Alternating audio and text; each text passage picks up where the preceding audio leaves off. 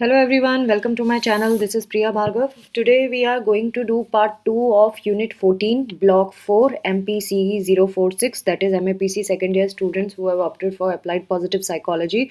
This video is for you guys. आज हम flow समझने वाले हैं वर्क कल्चर में flow क्या होता है. But then it has started with a story. Romeo की story है ये, not रोमियो जूलियट वाला रोमियो. ये इस पर्सन का नाम रोमियो है एंड ये लिटरेचर का स्टूडेंट है. ये जब भी स्टोरीज रीड करता है तो इसको जो पसंद है स्टोरीज उनमें रियल लाइफ स्टोरीज इसको बहुत मोटिवेट करती हैं एंड जो कैरेक्टर्स उसमें होते हैं उसको ये बहुत एंजॉय करता है. और जिस तरह से स्टोरी आगे बढ़ती है उसको कहीं उसके दिल में उसको ये पता है कि वो स्टोरी टेलिंग को पसंद करता है एंड वन डे वो अपना करियर स्क्रिप्ट राइटिंग में बनाना चाहता है. ऑब्वियसली अगर आपको स्क्रिप्ट राइटर बनना है तो आप में कुछ स्किल्स होनी चाहिए, कुछ टेक्निकलिटीज़ होती हैं जो तभी पता चलता है जब आप कोई कोर्स करते हैं. इसने भी यही किया. इसने एक सर्टिफिकेट कोर्स किया राइटिंग में एंड कॉलेज का एक फेस्टिवल है उसमें वो ईगरली कंपटीशन में पार्टिसिपेट करने के लिए वो तैयार हो जाता है. एंड देन कंपटीशन जब होता है तो उसके लिए कंपटीशन में जीतना इतना इम्पोर्टेंट नहीं है जितना उसमें पार्टिसिपेट करना है. पहली उसकी ये इंटेंशन थी. वो बहुत एक्साइटेड है इस एक्सपीरियंस के लिए और बहुत अच्छे से मन लगा के ये स्टोरी बिल्डिंग करता है जब वो कर रहा होता है. एंड ये इतना ज़्यादा इन्वॉल्व हो गया होता है स्टोरी राइटिंग में कि इसको अंदाज़ा ही नहीं रहता कि टाइम कब निकल रहा है एंड ये हर एक मोमेंट को एंजॉय करता है वाइल राइटिंग द स्टोरी. उसको पता भी नहीं होता कि बाहर की दुनिया में हो क्या रहा है. कम्प्लीटली इंडल्ज्ड होता है एंड वो अपने हिसाब से उस कैरेक्टर को अपने जैसा मानता हुआ मतलब उस कैरेक्टर में खुद को रिफ्लेक्ट करता है एंड देन वो पूरी स्टोरी राइट डाउन कर देता है. टाइम पास हो जाता है, स्टोरी ख़त्म हो जाती है, लिख लेता है. वर्ड्स एकदम इजीली फ्लो हो रहे होते हैं जब वो लिखता है और बहुत क्विकली वो स्मूथ स्ट्रीम की तरह उसके अंदर वर्ड्स आते जाते हैं स्टोरी बनाने के लिए. उस टाइम पे उसको ये भी नहीं पता होता है कि वो जीतेगा कि हारेगा, लेकिन उसके दिमाग में बस यही था कि वो उस प्रोसेस को एंजॉय कर रहा था जो वो लिख रहा था. उसको बाकी बाकी चीज़ों से लेना देना नहीं था. उसके हार्ट में अंदर से ये बात बिल्कुल श्योर थी कि वो जीतेगा क्योंकि उसने बहुत अच्छा परफॉर्म किया है और अगर नहीं भी जीता तो भी वो इस फील्ड में ज़रूर एक्सप्लोर करने वाला है. ये जो छोटी सी शॉर्ट स्टोरी दी है इसमें ये हमसे जानना चाहते हैं कि रोमियो का मेंटल स्टेट क्या था वो आप बताओ और वो फैक्टर्स आइडेंटिफाई करो जिसकी वजह से उसको ये फ्लो एक्सपीरियंस हुआ. फ्लो होता क्या है? फ्लो वो स्टेट है कॉन्शियसनेस का जहाँ पे इंसान उस पर्टिकुलर एक्टिविटी में इतना खो जाता है, इमर्ज हो जाता है कि वो बहुत ज़्यादा ही उस एक्टिविटी को एन्जॉय करता है. फ्लो के 3 कंपोनेंट्स बताए गए हैं. पहला एब्जॉर्प्शन, दूसरा enjoyment and third is intrinsic motivation. पता ही चल गया होगा आपकी कोई हॉबी या पैशन होता है अगर तो आपने ये महसूस किया होगा कि आप इतने एब्जॉर्ब हो जाते हो उस एक्टिविटी में कि आपको टाइम का अंदाज़ा नहीं होता. आप उसको इतना एन्जॉय करते हो कि आपके अंदर से बहुत खुशी, हैप्पीनेस की फीलिंग आती है और आप चाहे जीते या ना जीते लेकिन उसको खेलना ही आपके लिए बहुत बड़ा इनाम होता है, मोटिवेशन होता है. वही उसी को ही हम फ्लो कहते हैं. ये एब्ज़ॉर्प्शन का मतलब इन्होंने बताया है, जैसे मैंने बताया ये वो स्टेट है जब टाइम गायब ही हो जाता है. ऐसा लगता है अभी तो स्टार्ट किया था, अभी ख़त्म भी हो गया. ये वो फीलिंग होती है. फुल्ली कॉन्सन्ट्रेटेड होता है इंसान जब वो उस काम को कर रहा होता है और इंसान अपने में ही एन्जॉय करता है जब वो इंट्रिंसिकली मोटिवेटेड होता है जब वो करता है और वो उस काम को करते रहना चाहता है हमेशा. ये जो टास्क या एक्टिविटी है ये खुद ही अपने में ही मोटिवेशन है. जैसे मैंने बताया आपको हारने जीतने से मतलब नहीं होता है, जस्ट वो ही आपका पैशन ही आपका मोटिवेशन हो जाता है, वो एक्टिविटी मोटिवेशन हो जाती है. फ्लो के हमेशा पीक एक्सपीरियंसेस होते हैं और ये फ्लक्चुएट करता रहता है, हमेशा कांस्टेंट नहीं रहता है.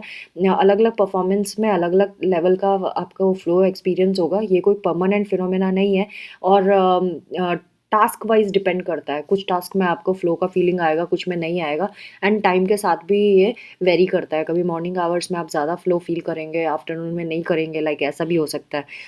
कॉन्टेक्स्ट ऑफ वर्क अगर आप देखें, क्योंकि हम वर्क से रिलेटेड बात कर रहे हैं इस चैप्टर में, तो वर्क में अगर हम देखें तो फ्लो को हम कंसीडर कर सकते हैं. ये शॉर्ट टर्म पीक एक्सपीरियंस है अगेन, क्योंकि क्वालिटी तो प्रॉपर्टीज़ तो उसकी वही रहेंगी फ्लो की, जिस पे हम अपने वर्क को एन्जॉय करते हैं.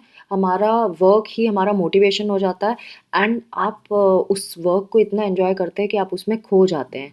और जो एम्प्लॉई होते हैं जो फ्लो स्टेट में होते हैं उनको अपनी टास्क परफॉर्म करने में ही बड़ी फैसिनेटेड होते हैं। उनका जो इंट्रिंसिक एस्पेक्ट्स होते हैं, इंट्रिंसिक एस्पेक्ट्स मतलब जो उनकी क्वालिटीज़ होती हैं खुद की, उनको वो यूज़ करते हैं उस टास्क को परफॉर्म करने में, एंड वो मोटिवेटेड रहते हैं टास्क को करते हुए।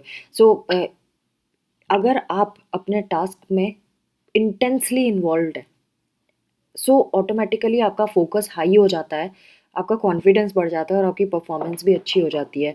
तो परफॉर्मेंस जो होती है यूजुअली ऑटोमेटिकली आ जाती है। अगर आप किसी फ्लो स्टेट में पहुंच गए हैं तो ऑटोमेटिकली आपकी परफॉर्मेंस आ जाती है। सो फ्लो जो है एक सिचुएशनल कंस्ट्रक्ट है ना। एंड जो इंडिविजुअल्स हैं वो इसको क्रिएट भी कर सकते हैं वर्क प्लेस में। यानी कि अगर आपको ऐसा लगे कि यार ये तो फिर कोई इंसान के अंदर जब तक इंटरेस्ट नहीं होगा वो तो करेगा नहीं, लेकिन हम इसको क्रिएट भी कर सकते हैं, ऐसा स्टडीज़ कहती हैं। सो फ्लो जो है ये पॉजिटिवली रिलेटेड होता है,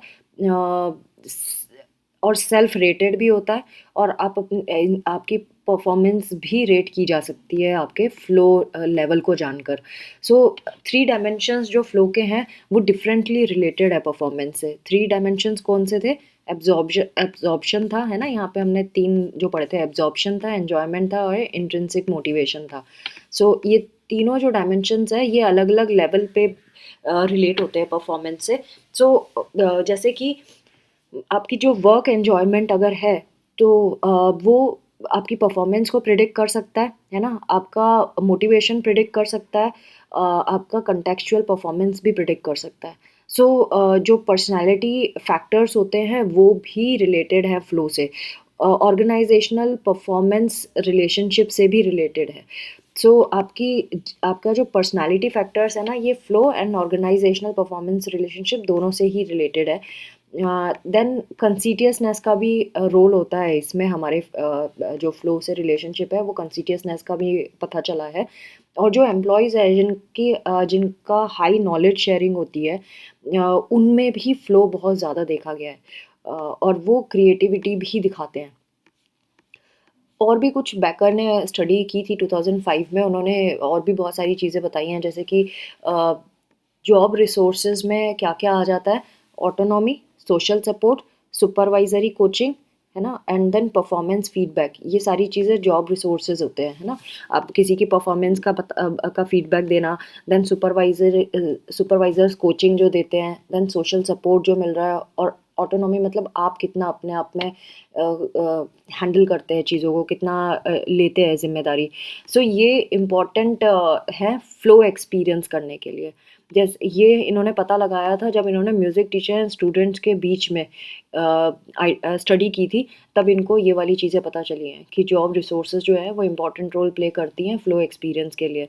फिर लॉन्गिट्यूडनल स्टडी भी की गई स्पेनिश सेकेंडरी स्कूल टीचर्स के ऊपर, जिनमें ऑर्गेनाइजेशनल रिसोर्सेज जैसे कि social support, climate and goal facilitated work, इन दोनों के बारे में भी जब इन्होंने स्टडी की तो इनको पता लगा कि ये दोनों चीज़ें भी फ्लो से रिलेटेड है विद टाइम। सो अगर सोशल सपोर्ट, क्लाइमेट मिले लोगों को, एंड गोल भी क्लियर हो कि क्या करना है, तो फ्लो ऑटोमेटिकली आने लगता है टाइम के साथ साथ। सेल्फ डिटर्मिनेशन स्ट्रेटजीज जैसे कि self leadership, job crafting, strength use, ये सेल्फ डिटर्मिनेशन स्ट्रेटजीज़ के अंदर आती है। पर्सनल रिसोर्सेज में self efficacy, optimism and resilience आता है, एंड ऑर्गेनाइजेशनल कॉन्टेक्स्ट में एचआर प्रैक्टिसेस, लीडरशिप, ये वाली चीज़ें आती हैं।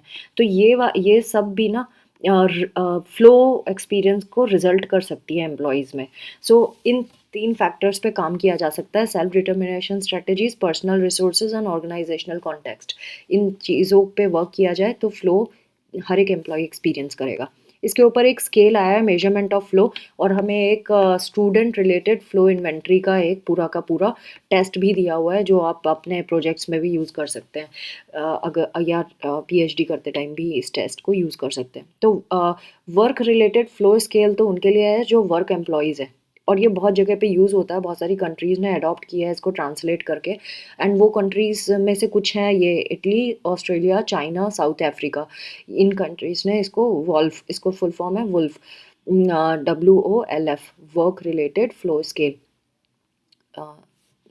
सो अगर आप देखें तो इसमें WOLF में वर्क तो W का WO तो वर्क के लिए होगा, एंड एफ से फ्लो हो गया, बट एल से इन्होंने आई डोंट नो किस तरह से इन्होंने लिया है ये, बट वुल्फ कह रहे हैं ये लोग इसको। मे बी इसका फुल फॉर्म कुछ और होता हो और इस तरह से लिखा हुआ, आई एम नॉट श्योर। सो इसका मॉडिफाइड वर्जन्स भी आए हुए हैं, एंड जो स्टूडेंट्स के ऊपर स्टडी करते हैं तो इसमें इसका जब स्टूडेंट के ऊपर करते हैं तो वुल्फ एस हो जाता है, ठीक है। सो इसमें अगर आप देखें तो इसमें 13 आइटम्स है, मतलब 13 क्वेश्चन है जैसे यहाँ पे दिए हुए हैं, और उसमें से 13 में से एब्जॉर्प्शन को 4 आइटम्स चेक करते हैं, वर्क एन्जॉयमेंट को 4 आइटम्स चेक करते हैं, एंड इंट्रिंसिक वर्क मोटिवेशन को 5 आइटम्स चेक करते हैं। और ये स्केल जो है 1 से लेके 7 तक की रीडिंग है। 1 मतलब नेवर एंड 7 मतलब ऑलवेज। सो इन 7 में से किसी एक को आपको ऑप्ट करना होगा। High score high study related flow को बताता है, and low score otherwise. And ये ओवर डायमेंशन वाइज तो बताता ही है, यानी कि आपको ये भी बताएगा आप कितने एब्जॉर्ब्ड होते हो, कितने एंजॉय करते हो, और कितना मोटिवेशन सेपरेटली भी बताएगा, एंड ओवरऑल भी बताता है। तो ये स्टडी रिलेटेड फ्लो का यहाँ पे पूरा टेस्ट दिया है, जिसमें इसमें बोला है कि पिछले 2 हफ्ते से आपको कैसा एक्सपीरियंस हो रहा है स्टडी से रिलेटेड, एकेडमिक वर्क से रिलेटेड, और इनमें से आप कोई भी नंबर डालते जाओ इसके आगे। So when I am learning I think about nothing else. So इसमें आप क्या आपको कैसा क्या डालोगे आप? ऑलवेज, पिछले 2 हफ्तों से क्या आप हमेशा ऑलवेज इसी तरह के हैं कि जब आप पढ़ रहे होते हैं तो आप किसी और चीज़ के बारे में नहीं सोच रहे होते? वेरी ऑफन, ऑफन कितना, या रेगुलरली, या समटाइम्स, या ऑलमोस्ट नेवर और नेवर, या आपके ख्यालों में कुछ और चलता रहता है? तो इस तरह से आप इनमें से ग्रेडिंग कर सकते हैं। ऐसे I get carried away when I am learning, ये वाली चीज़ें भी। सो ये इन्वेंट्री है स्टूडेंट से रिलेटेड, मतलब बच्चे के ऊपर आप कर सकते हैं, आप अपने वर्क प्लेस पे नहीं अप्लाई कर सकते इसको। तो friends, this was all about flow. इसमें पूरा का पूरा टेस्ट दे दिया, बड़ा अच्छा आपको रिसोर्स मिल गया है इसमें, you can save it. So I hope आपको ये वीडियो बेनिफिशियल लगेगा। Thanks for watching, take care of yourself, bye bye.